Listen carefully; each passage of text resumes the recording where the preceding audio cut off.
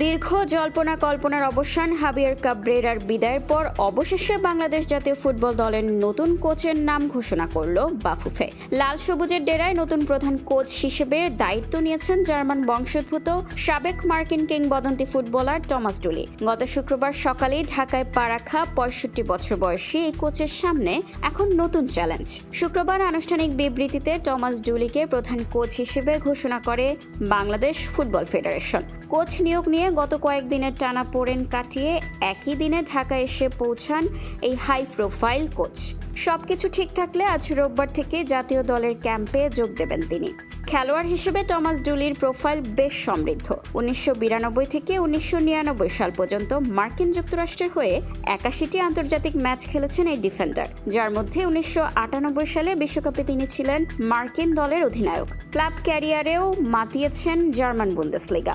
Buyer Leverkusen ও শালকের মতো ক্লাবে খেলার পাশাপাশি শালকের হয়ে ১৯৯৭ সালে জিতেছেন উয়েফা কাপ এবং কাইজারস্লাউটার্নের হয়ে ঘরে তুলেছেন বুন্দেসলিগার শিরোপা। কোচ ক্যারিয়ারেও বেশ সফল ডুলি। ২০১১ থেকে ১৪ সাল পর্যন্ত যুক্তরাষ্ট্রের সরকারি কোচ হিসেবে কাজ করার পর দায়িত্ব নেন ফিলিপাইন জাতীয় দলে। তার অধীনেই ফিলিপাইন অপরাজিত থেকে এশিয়ার কাপের মূল পর্বে জায়গা করে নেয় এবং নিজেদের ইতিহাসের সর্বোচ্চ র্যাঙ্কিংয়ে পৌঁছায়। সর্বশেষ ২০২৫ সাল পর্যন্ত গায়ানা জাতীয় দলের দায়িত্বে ছিলেন তিনি, যেখানে তার অধীনে ৪ ম্যাচের ৪টিতেই জয় পায় গায়ানা। এশিয়ান ফুটবলের চ্যালেঞ্জ ও বাস্তবতা সম্পর্কে তাই খুব ভালো ধারণা রয়েছে এই কোচের। নতুন কোচের অধীনে বাংলাদেশ দলের প্রথম অ্যাসাইনমেন্ট হতে যাচ্ছে আগামী ৫ জন। ইউরোপের দেশ সান মারিনোর বিপক্ষে একটি প্রীতি ম্যাচ খেলবে বাংলাদেশ। বাংলাদেশের ফুটবল ইতিহাসে এটি প্রথম কোনো ইউরোপীয় দেশের বিপক্ষে ম্যাচ। এই ম্যাচকে সামনে রেখেই ডুলির অধীনে নিজেদের নতুনভাবে চাঙ্গা করতে চাইছে লাল সবুজের প্রতিনিধিরা।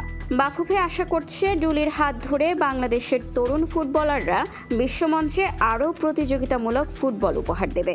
ইউরোপীয় প্রতিপক্ষের মুখোমুখি হওয়ার মাত্র ২ সপ্তাহ আগে নতুন কোচের এই নিয়োগ ফুটবল প্রেমীদের মনে নতুন আশার আলো জাগাচ্ছে। টমাস ডুলির ট্যাকটিক্স আর অভিজ্ঞতা বাংলাদেশকে কতটা এগিয়ে নিয়ে যেতে পারে এখন সেটি দেখার বিষয়। স্পোর্টস ডেস্ক, খোলা কাগজ, ঢাকা।